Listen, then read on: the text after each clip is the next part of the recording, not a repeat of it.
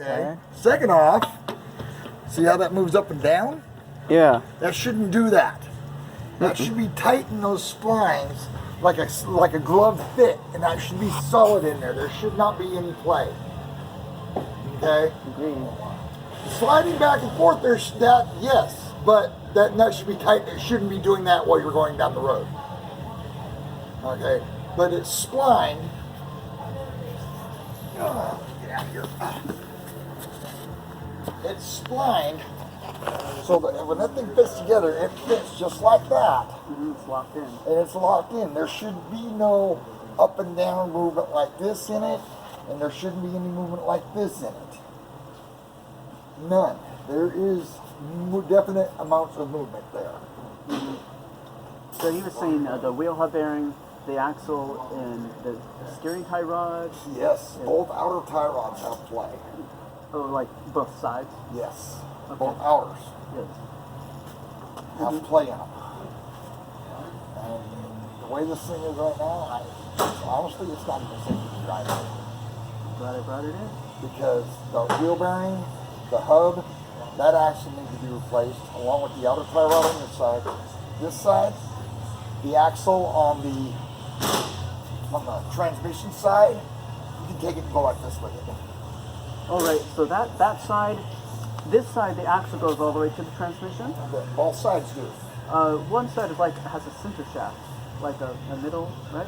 One goes part way, and the other side goes all the way from the wheel to the transmission, right? They both go to the transmission. Okay. Yes. I thought there was a center one that had an intermediary. Some of them have what they call a carrier in the middle. This one doesn't have an intermediary. I thought one side did. Either way. I do not believe this one's got the intermediary. The driver's side would not have. This side's got the intermediate. No? Yeah, this side's got the intermediate. Right. Yeah, this is the I know one axle's a lot. This lot side's shorter. the longer side. This side is the short side. And this one,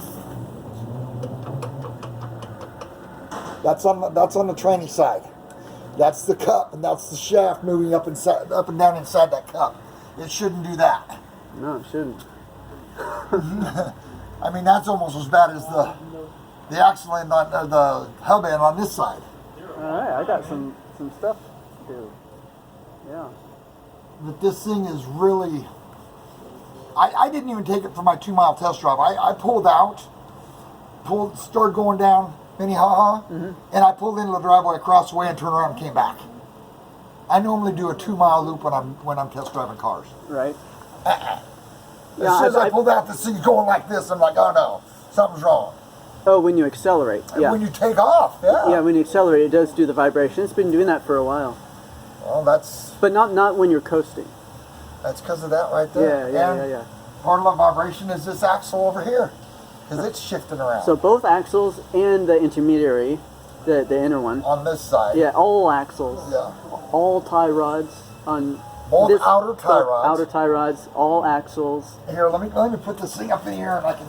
And then wheel hub assembly. Why not a sway bar end link as well?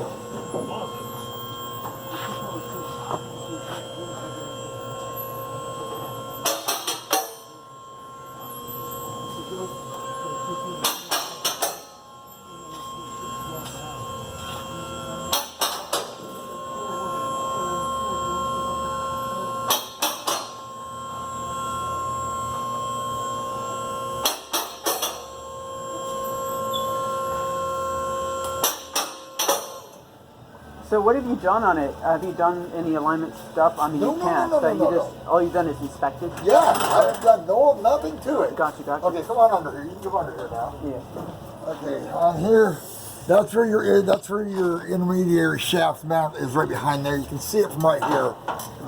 And you see it through this slot right there. Yeah. That's your inner. Yeah. Okay, in here. There should be no. See how? So you think this plate right here? This bearing, I think it's stripped or. See that movement right there? Yeah. That's where on the hub where the hub splines are, because that should not be able to go up and down. Even if we could slide that in and out, Even if there was brand new, slide that thing in there. You're not going to get any movement like that. You're going to get the in and out movement, but you're not going to get up and down. That thing should fit on there and fit and be solid. Yeah, it can go in and out like that. It can slide in and out. It's supposed to. But those splines are to keep it from doing that. And the spline section on the inside of that hub is about 2.5, 3 inches long, so that it is solid. Yeah, it should have no. And then like this side over here. Okay. Oh, yeah, you can get right there. See that? Yes, sir. That shouldn't move like that. That's got a lot of movement in it. Now, it doesn't look like the control arm is bent. Yeah, it's pretty solid, isn't it? However, there was, just a second.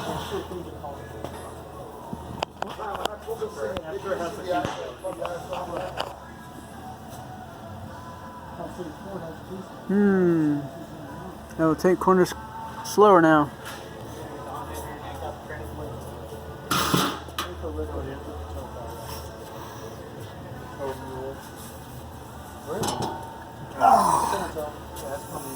Yeah, let's see if we can.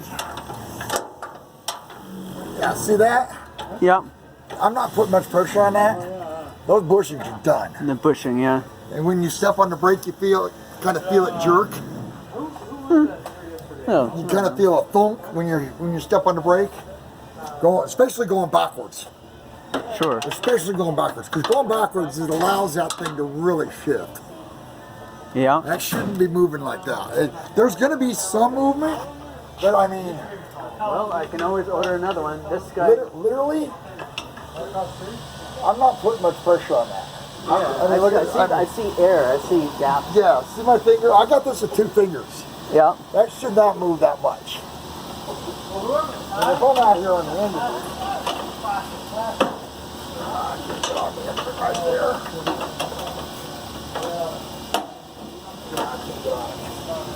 See if I can go this way with it. No, I got nothing with it too. But, yeah, your control arm, I recommend changing both control arms. Because what happens is, when you're backing up, the front end will thump. You go forward and hit the brakes, thump, thump. That's these control arms shifting inside these barrels right here. Gotcha. And they shouldn't do that. So all this wrench work, I don't believe it's 7 hours because it's just wrench work, right? Yeah.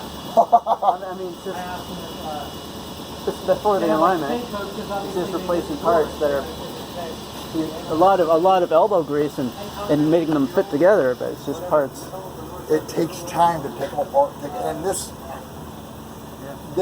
right here, this is what's going to take time because that has to be pressed out in the press. I can't just pull that bearing out, put a new bearing in it.